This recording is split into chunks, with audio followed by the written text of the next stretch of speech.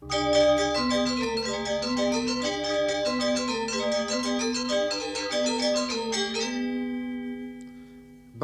is a small island, 100 miles long and 70 miles wide. On the map, it looks no more than a tiny bead on the necklace of islands that stretches from west of Malaysia to New Guinea and Australia.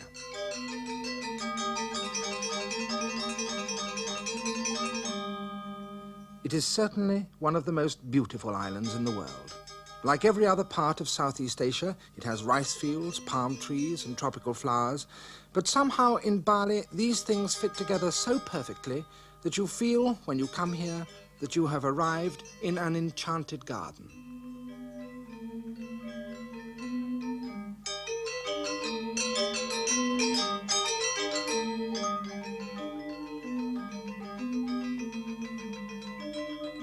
But there is one particular characteristic of Bali which makes it one of the most remarkable places on earth.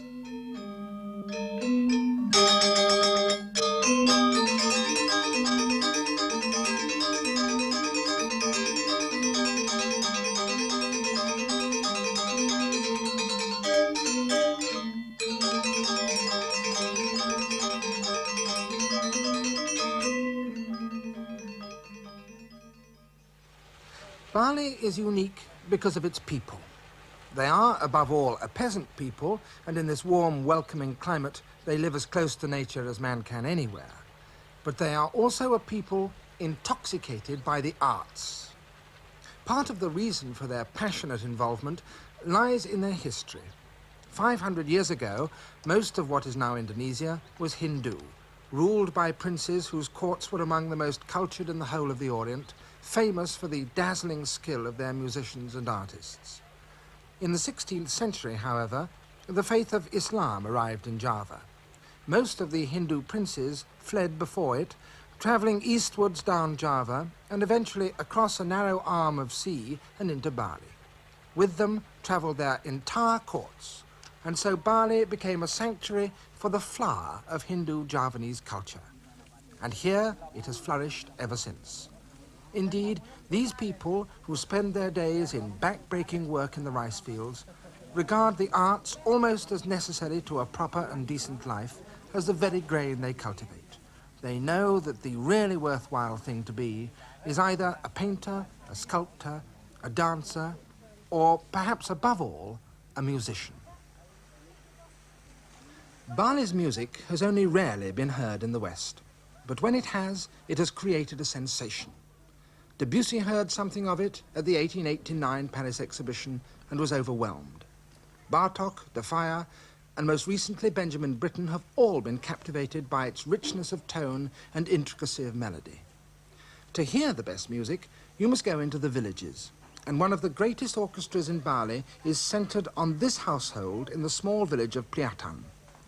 Its guiding spirit has been, for nearly 50 years, the old nobleman who is the patriarch of the household, Anak Agung Gede Mandra.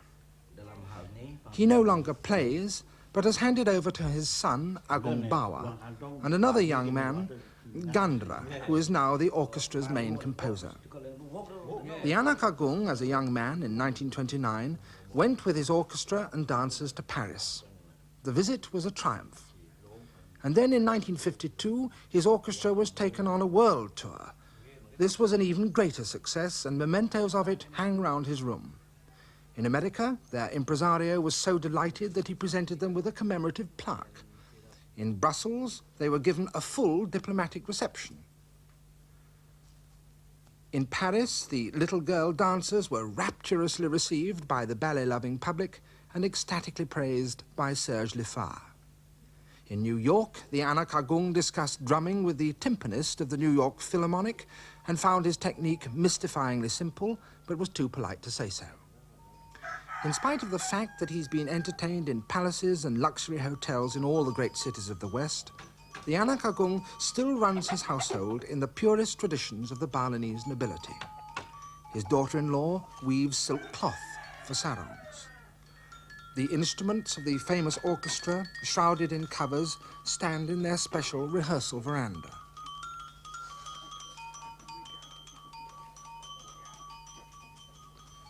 The wall facing the main gateway into the compound is emblazoned with a great carving of the Garuda bird, a device recommended by Balinese tradition as a way of preventing demons from entering. The men of the household, like every man in Bali, nobleman or commoner, rear fighting cocks, and they must be exercised, massaged, and cosseted daily. From a citrus tree, famous for the marvelous sweetness of its fruit, hangs a cockatoo. And beyond, the anak agung's aged mother pounds betel nut, and typically does so not just anyhow, but with a particular rhythm echoing a particular melody in her head.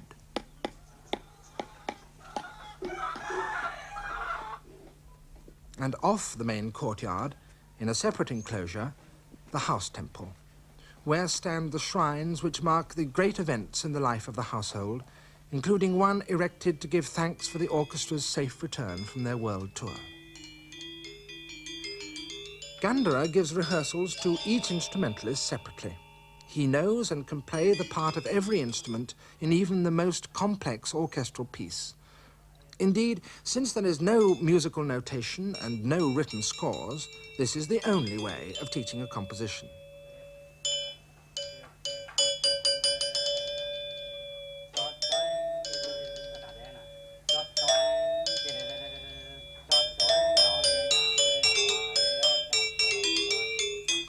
What is more, because he's sitting on the opposite side of the instrument, he has to be able to play it literally backwards.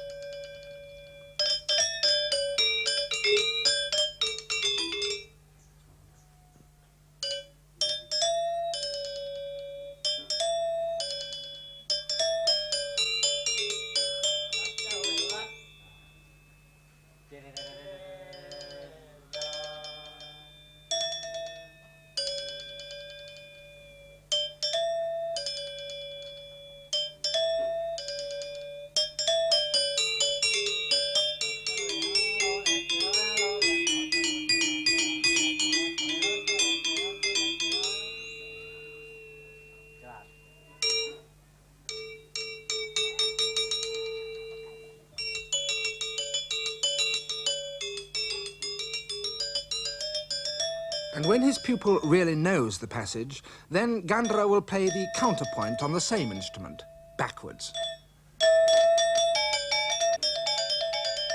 This instrument is the gangsa. It plays the same role in the Balinese orchestra as violins do in a European orchestra. Each bronze key has to be damped with the left hand after it's been struck.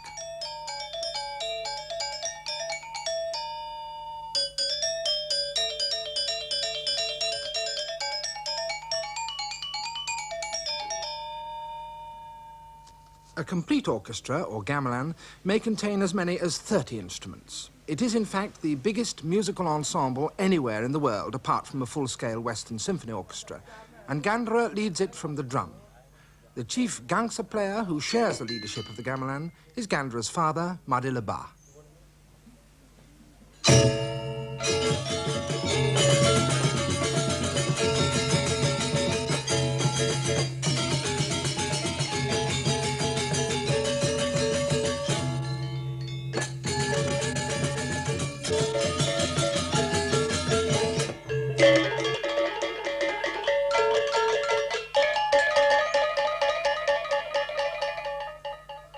This is the rayong, the hardest instrument of all to play with evenness and precision, for 8 hands must play as one.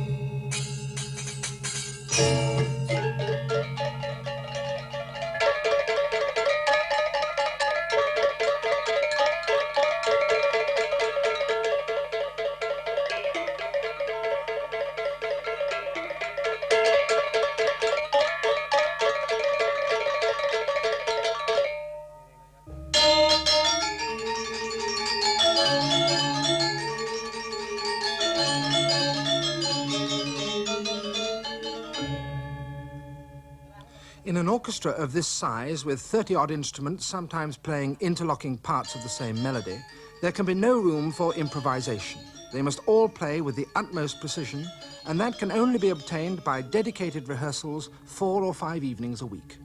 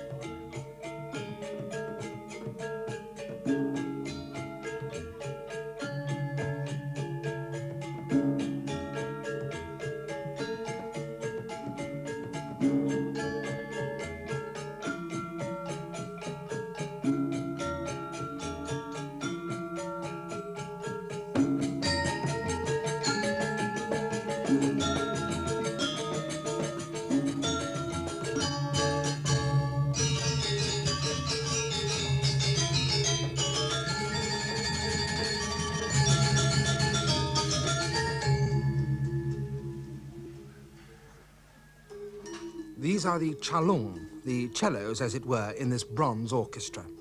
Like nearly all the instruments, they play in pairs, each one slightly differently tuned, so that when the pair are struck together, they produce a pulsating note.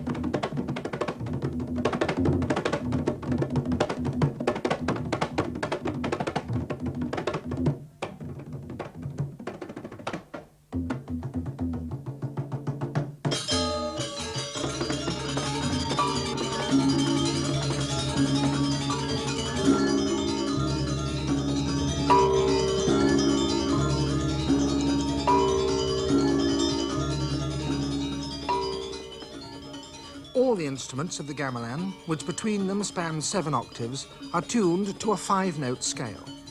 But the precise pitch of those 5 notes is the subject of great and careful debate among the musicians when the gamelan is first formed and tuned. In practice, no 2 gamelan are tuned exactly the same. Each creates its own individual tonal world, and every village echoes to splendid harmonies that can be heard nowhere else.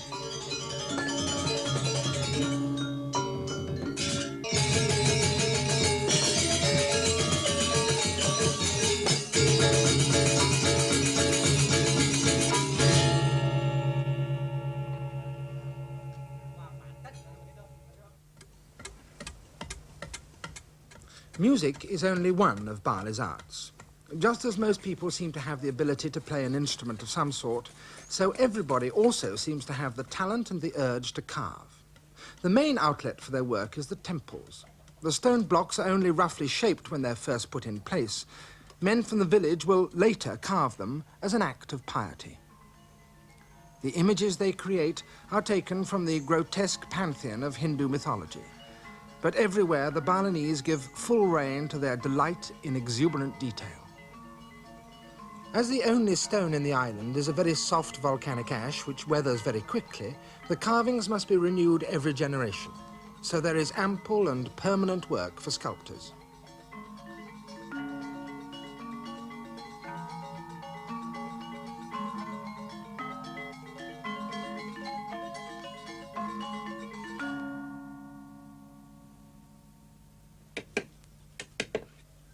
Although temple carving is the main outlet for sculptors, it's by no means the only one for men of outstanding talent and imagination.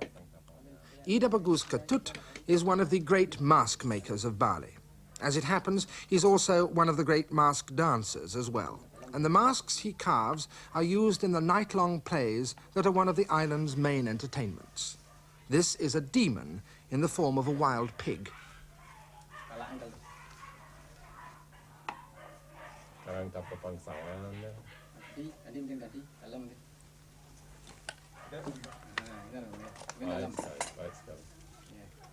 A prince whose movements must be refined and elegant. In the plays, he will speak only in Kawi, an archaic form of Javanese which is almost pure Sanskrit and only understood by a very small proportion of Balinese.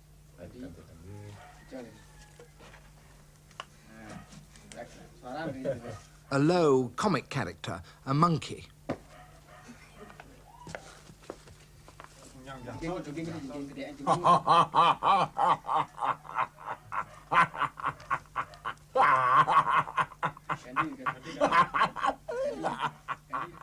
The job of these kinds of characters is not merely to bring laughs, but to translate the Kawi spoken by the refined people into low Balinese, which will be understood by all. Here's another of them, an old man down on his luck, begging for money, but irrepressibly cheerful in spite of everything.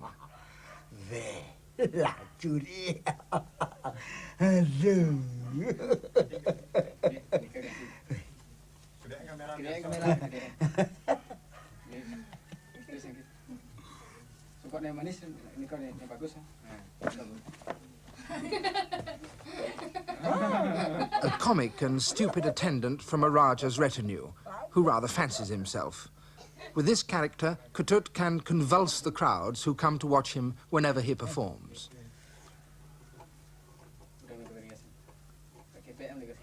A deaf man.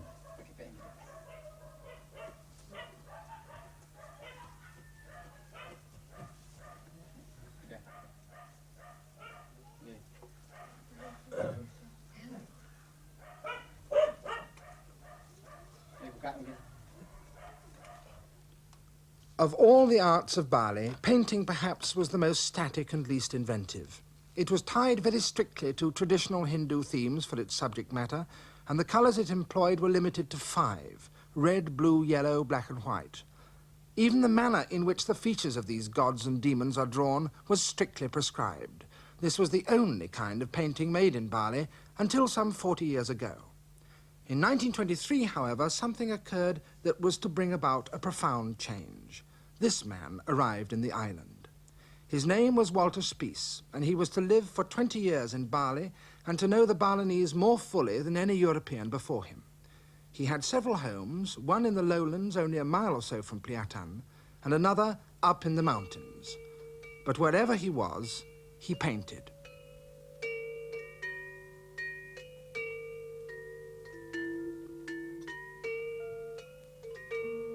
From the veranda of his mountain house, he looked across to the holy volcano of Bali, the Gunung Agung, one of the most breathtaking views in all the island. This landscape, with its luxuriant foliage, the endless pattern of immaculately maintained rice terraces, populated by a handsome, graceful people, provided him with subject matter for the rest of his life.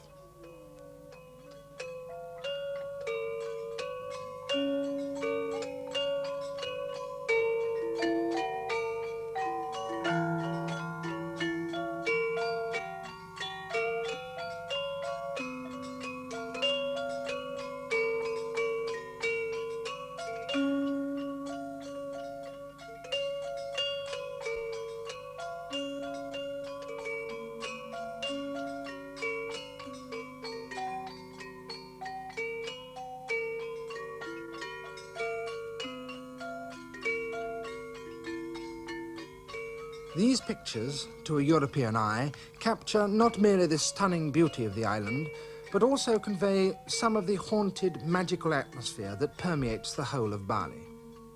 Whether or not this dreamlike quality of Spies' pictures was apparent to the Balinese is difficult to say. As far as they were concerned, the overwhelming effect of these pictures was to draw their attention, seemingly for the first time, to the image of their island as a subject for painting. Suddenly, everyone in Bali was painting in a completely new way. It was as though a dam had been broken. Spies himself is now dead, drowned in 1942 when a ship taking him to Ceylon was torpedoed. But a few of those painters who contributed to that original explosion of excitement are still working.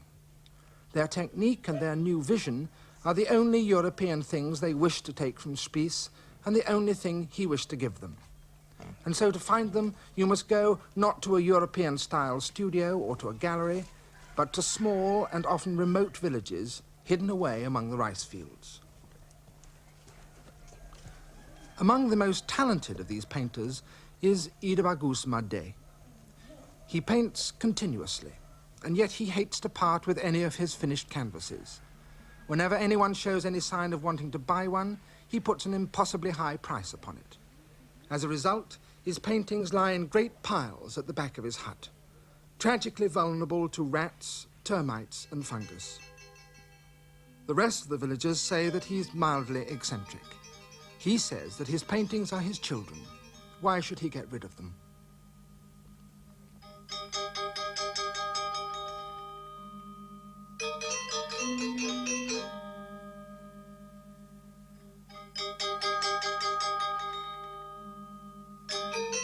Since Spies' death, there have been new generations of painters, for the new style which he brought has flourished and spread, so that it seems now that everybody paints. Their pictures still owe something to Spies, for it was he, after all, who first introduced a full range of colours and Western-style brushes and canvas. But now all of these painters are undeniably and characteristically Balinese, painting not imitations of Spies landscapes, but fantasies entirely of their own invention. They are, for the most part, men who, for most of their days, labour in the fields or fish in the sea. They paint when they have time, because of that passionate, artistic curiosity that seems to possess all Balinese.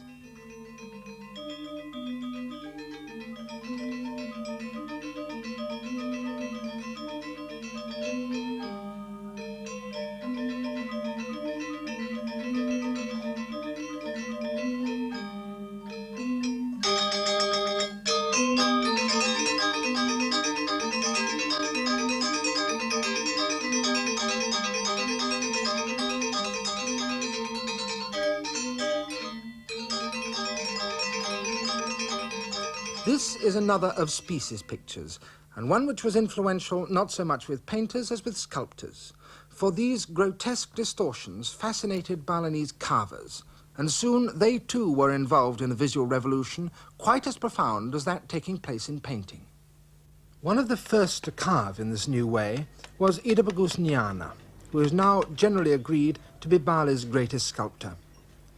His first carvings, after meeting Spies, were very like those spindly, contorted figures that appeared in Spies' paintings.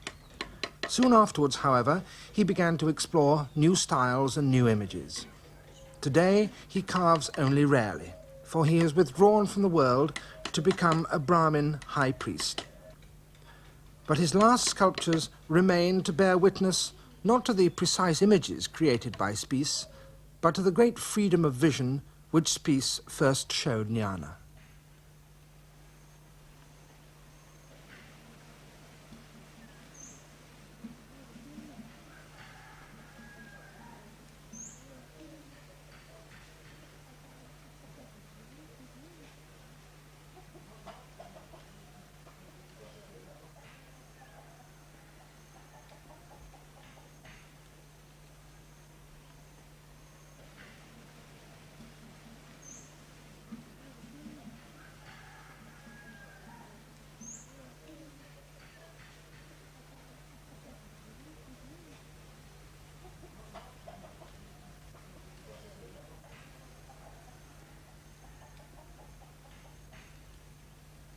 But if there is one art which is paramount in Bali, it is the twin art of music and dancing.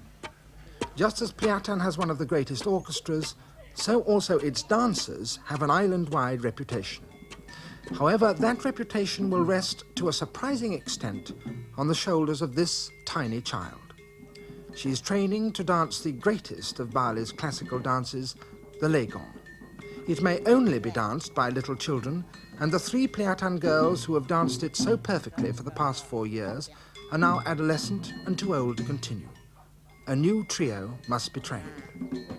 Their teacher is Midday, an old lady who, in her time, was a celebrated Legong, famous throughout the island for the suppleness of her young body and the disciplined fire of her performance. Now, as she nears the end of her life, she is a deeply respected and much sought-after teacher.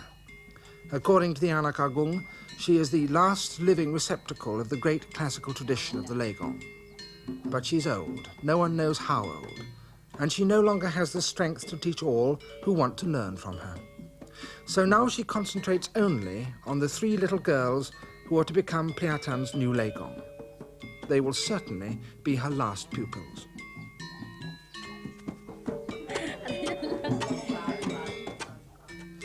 Training like this has already been going on every day for many weeks. Again and again the children must repeat the movements, being nudged, coaxed, and sometimes almost wrenched into the correct position by old Sengok, until at last the Legong, to use the Balinese phrase, has gone into their bodies.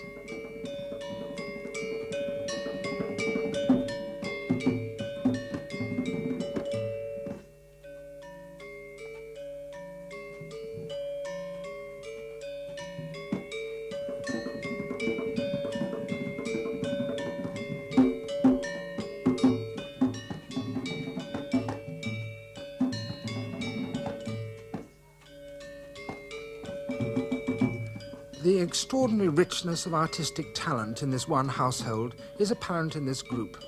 The music is played by Madila Ba, the co-leader of the gamelan. This child is his granddaughter, Gandra's child. And the child being held by Gusti Made Sengok is 7-year-old Sri, the Anak Agung's youngest daughter by his 3rd wife.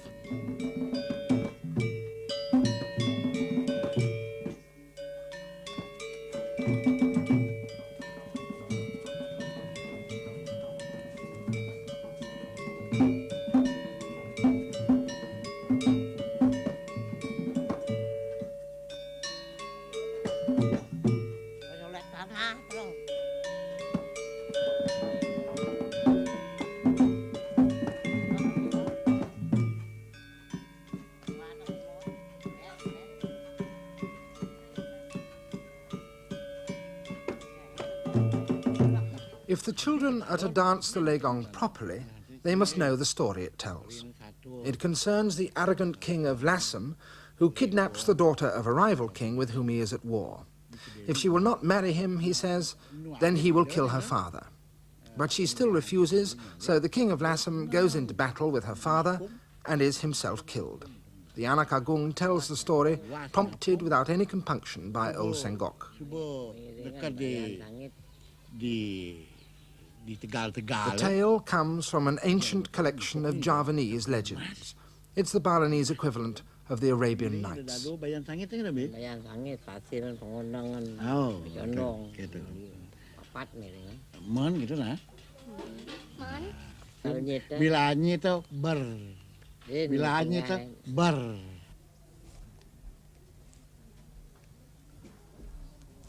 Gusti Made Sengok may be old, but she still has the knack of massaging to make a child's body really supple. She still knows the precise movements that will painfully stretch a tight muscle and so loosen it that the child will become almost double-jointed. Without this massage, it will be impossible for a Legong to assume the correct postures. Indeed, this treatment is just as essential to a Balinese dancer as is really early training in class and at the bar to a young ballet dancer in Europe.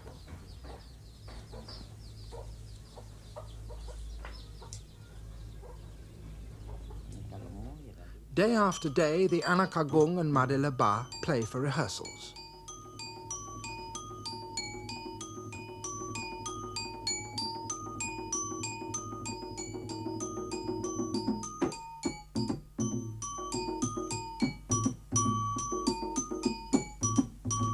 The child who plays the prologue at the beginning of the dance changes roles later to become a bird of ill omen, which flies in front of the king of Lassam during the battle and thus foretells his death. Her appearance is the dramatic finale to the whole dance, which, in its complete version, takes over an hour to perform. In training for this character, Peliatan is particularly lucky, for they have as teacher Gusti Ayuraka, who, during the world tour, danced the part in New York with such electrifying effect that she became, at the age of 11, the toast of Broadway.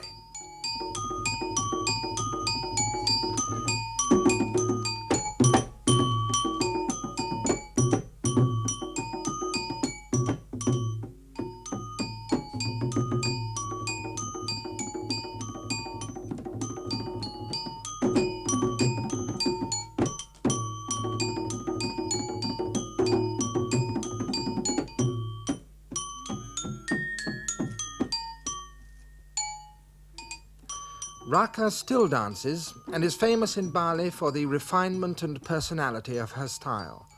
But her performance as a tiny child of the Bird of Ill Omen is still vividly remembered and used as an ideal against which other, newer characterizations are measured. Now she passes on that insight and technique to another generation.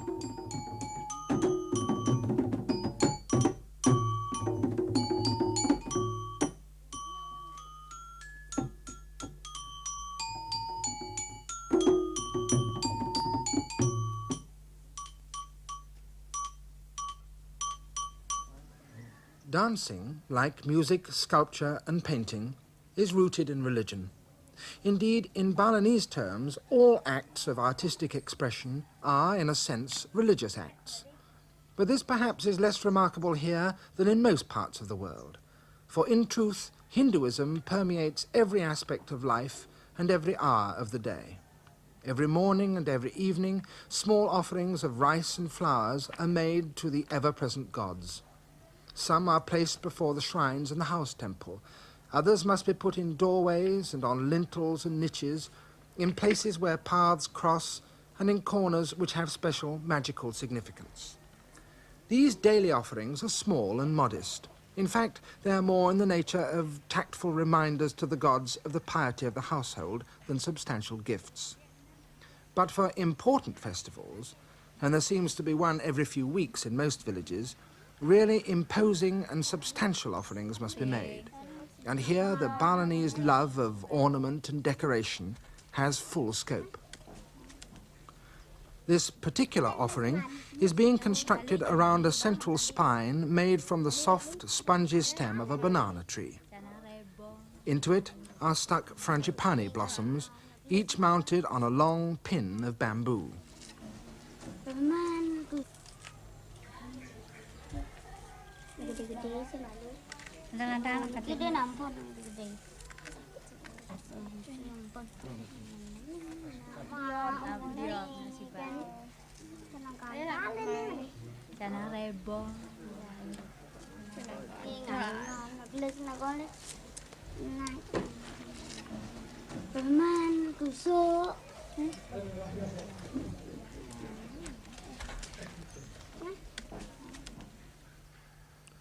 The streets of the village have been lined with betasseled masts from which hang penyor, decorations marvellously constructed in hundreds of different shapes and designs from bamboo and coconut palm leaves.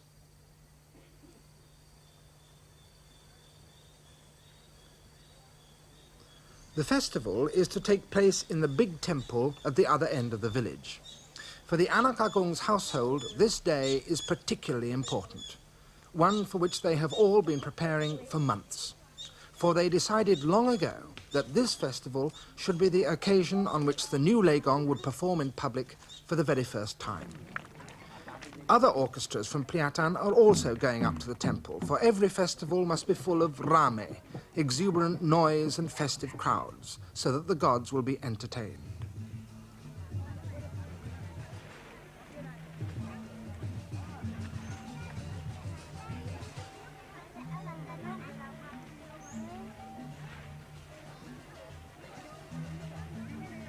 All day long, offerings are carried up to the temple. Some are of flowers, others of pink rice cakes, fruit or roast chickens. All are meticulously arranged to look as elegant and as decorative as possible.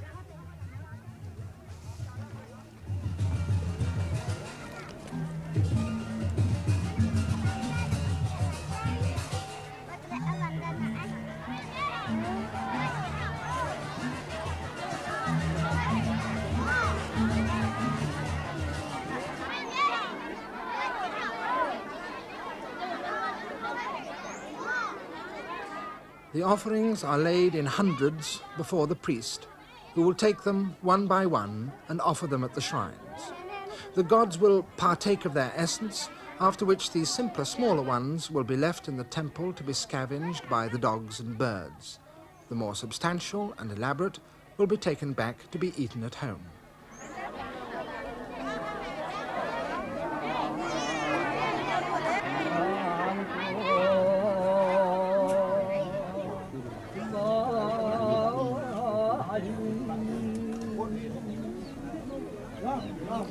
There are no images in a Balinese temple. The gods are invisible entities who reside in wooden box-like shrines or on small stone thrones. Peliatan's temple is one of several founded by gods whose normal home is high up on the sacred mountain of Batur. This festival is to celebrate the visit of the parent divinities, for within their shrines they have been brought down in procession by men from the mountains to tour all their daughter temples. Now the mountain men themselves begin the gods' entertainment with an ancient spear dance called a baris.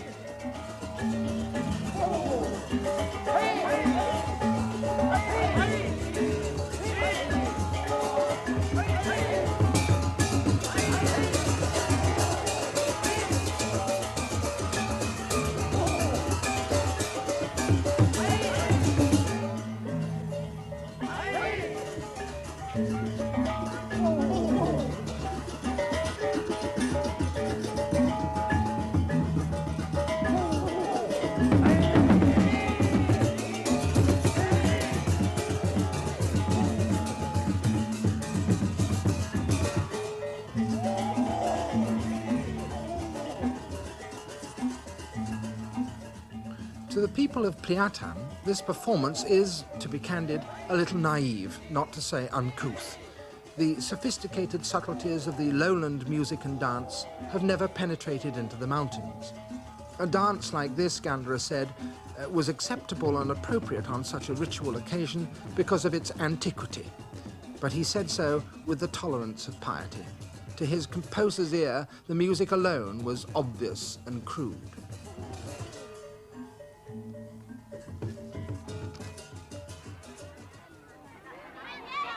The anak agung's gamelan is next to play. Their first contribution is also ancient ritual music and employs a type of instrument that is seldom heard these days in other contexts. Even so, they manage to play it with their characteristic attack and brilliance.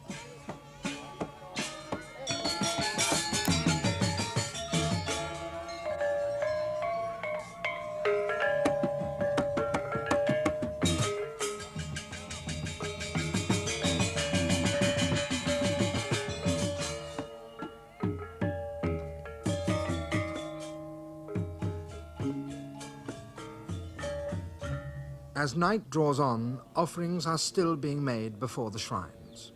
Outside the temple, another group from Peliatan is preparing to perform the kechak, the monkey dance. The men, in a 5-part chorus, act as a vocal background to a story from Hindu mythology in which King Rama's bride is kidnapped by a giant and then rescued by Hanuman, the king of the monkeys, and his monkey horde.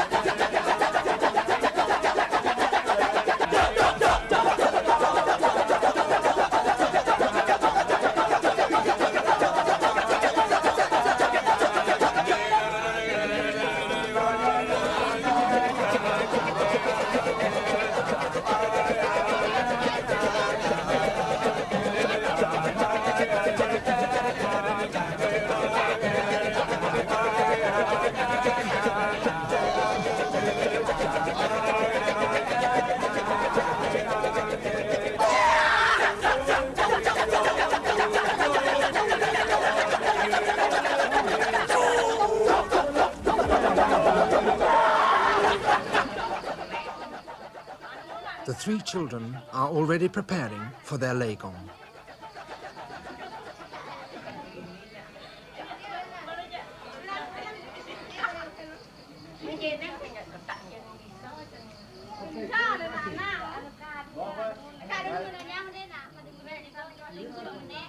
Their headdresses are made from gilded leather and decorated with freshly gathered frangipani blossom.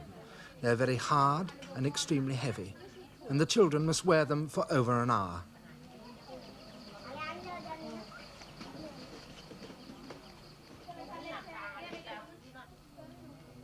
Their bodies are tightly bound in gold-painted cloth. Their faces are whitened and carefully made up.